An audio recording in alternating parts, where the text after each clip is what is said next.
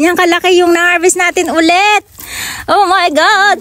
Ay, Diyos ko, ang lalaki. Oh, grabe. Ang lalaki guys. Oh, tingnan nyo. Oh.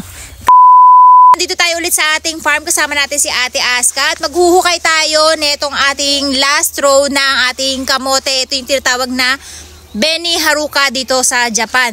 At nag-ano lang si Ate Aska, nagmimerienda lang kasi after work niya sinundo natin siya and then dinala natin siya direct dito kaya ngayon lang siya kumakain. So ayan, ang gagawin natin habang si Ate Aska ay kumakain ng merienda niya, tatastasin na natin tong ating mga ayan, yung kamote natin bago natin siya ipahukay kay Ate Aska. So ayan guys, ang ginagawa ko dito, tinatanggal ko na muna talaga yung nasa ibabaw and then sa magsasabi pwede pang kainin at talbusin yan. Actually itong pinakaibabaw niya guys, matigas na ang mga dahon niya kapag ganitong magtataglamig na at mag-i-start na yung matuyot actually, kaya hindi na siya pwedeng kainin.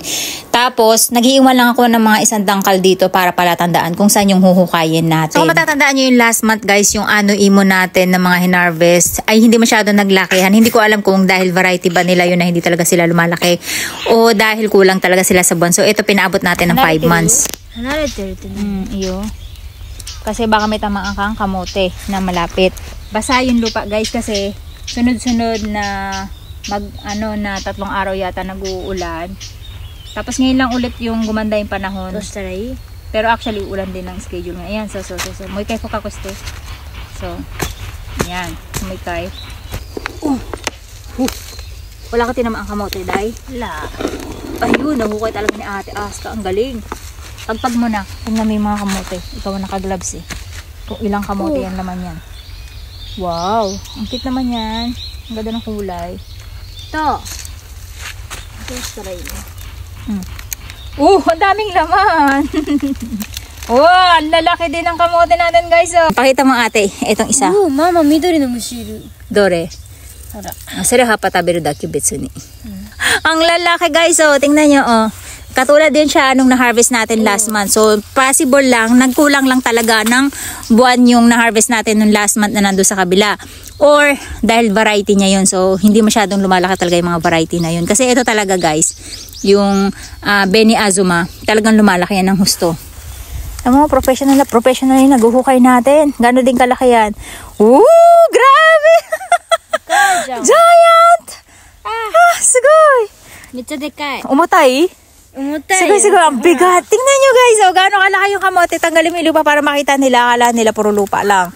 Grabe guys. Malaki din pala talaga. Maganda talaga tong binhi na to guys. Ibig sabihin malalaki talaga siya. O dahil maganda rin yung lupa natin dito. And then nahusto natin siya ng 5 months. Ayan. Tingnan mo, malaki pa sa mukha ni Ate Aska. Oh.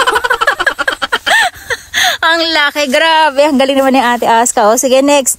Akala natin ang liit nun kasi malalim, no? Kasi hindi siya nakaumbok guys. Akalain nyo yan. Ayan o, akalain nyo. Akala namin walang laman kasi nga maliit. Ano, nakalubog. Tsaka nakalubog. Kasi ito, tingnan nyo. Ayan, kasama yan. Tsaka to. Kasi kung makikita nyo yung diferensya guys, ito nakaumbok. Yung nandun kanina flat. Yan, no, flat. So, tingnan natin to kung may laman din sa kabila. Buti na lang nakalayo si Ate Aska. Ang balak niya, lapitan kasi nga mukhang walang laman.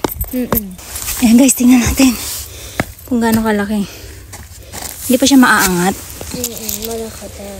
Ito da. Moto fukakusta ho gai. Oh, di ba? Pro na si ate, alam niya na kung saan siya titira. Oh, yung galing. Oh, moto fukakuste. Sino mama? So. Oh. Whoa. Ano nagaray? Kasi may surprise to guys. Wow! May surprise. Parang ang lalim nyo, di ba? Alin ba yung malalim kanina? Ano yun? Yun na yun? Ano ba yun?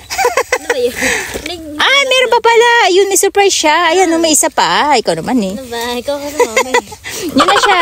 Huwag mo na pilitin. Hanapin natin. Ito yun, mama. Meron pa isa? Ito. So, hunto da. Di ba maliit lang?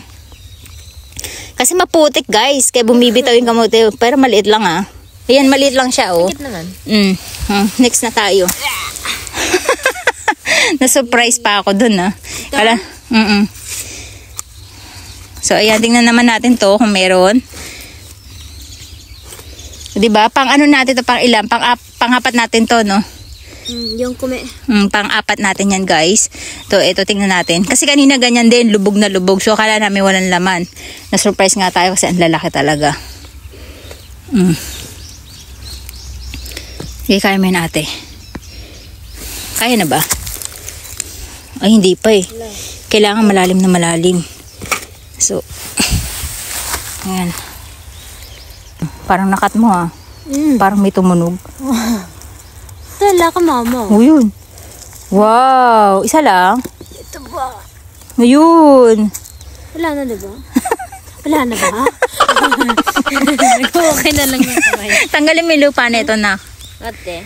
Ang lalaki eh. Kaya lang maraming lupa kasi kaya hindi na makita yung totoo niyang size. Ano yan? Ito, hindi na, mama. Tanggalin mo na yung lupa kasi para malagay ka doon. Ayan. Ako naman ito. Ayan oh. Hindi maliit to. Ito maliit lang siya. Tapos, ayan. Ito medyo malaki din siya. Ay, hindi po. Puro lupa lang pala. Pero malaki pa din siya in fairness ha. Ayan oh. O diba, muntik na siya mababad sa tubig. Ayan, nagkakaroon na sila ng mga black spot. Yan yung ano, yung pataba natin pagka nadidissolve na. Nagiging kulay itim. So ayan. Diyan. Tingnan natin to. Sige ako mag-ano. Ano yun mo? Ay, parang tinamaan ko yung kamote. Guminasay. Ay, nabali ko yung kamote, guys. Ang laki niya. 一番でかいやつ当たっちゃったね。 So guys, ayan, oh guys, ganyan kalaki yung na-harvest natin ulit. Oh my God! Ay, Diyos ko, yung lalaki. Wala pinagkaiba doon sa na-harvest natin last year. So, yung variety niya, guys, talaga mga giant kamote. Plus, yung 5 months natin, na kumpleto natin siya. Ayan. Guys, look, tingnan nyo, oh. Look na, tignan pa, di ba? Inuulit mo lang. Sobrang tuwa ng lola nyo kasi malalaki ulit yung harvest natin. Nakakatuwa lang, guys. Ayan, oh. Diba, sulit na sulit. Pang-apat na harvest pa lang natin ito.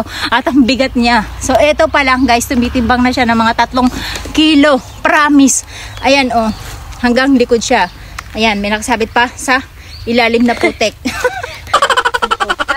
Para mabilis kami. Ayan. Gusto ko na umuwi. Gusto ko nang tumae. Ito ba yan, ma? Ang laki ulit, guys. Tingnan nyo. Tagalin mo kasi putek. Baka sabihin nila nanluloko tayo. Niloloko natin. Tingnan nyo, guys. Ang laki. Ay! Nabasag. Ay, hindi. Ala pa. Ano to, kamote din ba to? Kasi basang-basa yung lupa, guys. 3個あるんだ。 Oh, sugoy. ついてる。 Grabe, guys. Pero maganda pa din kasi malalaki. So, diba? May isa pa dito, my loves. Baka makalimutan mo. Ayan. Ito yung bandang huli. Nakakadismaya. Liliit. これやばいね。これね、どうなってんの？これマジでかいね。 So ayan na, guys, lahat nung na-harvest natin kamote, angat mo, my loves, kasi ko yung naka-gloves. Ayan. Tingnan nyo, guys. Ang lalaki ng... Mama, ang sikip talaga. So ayan, guys, ganyan kalalaki yung na-harvest natin kamote. At 7 halaman lang yan. 7 o 8. And then the rest yung nasa dulo natin maliliit na. And then may natira pa tayong 4. At bukas ko na itutuloy o next time kasi gabi na at umaambon na. Kailangan namin na umuwi. Huwag niyo kalimutan pumunta sa aming YouTube channel para sa mga bagong videos namin. YouTube 絶対来てね。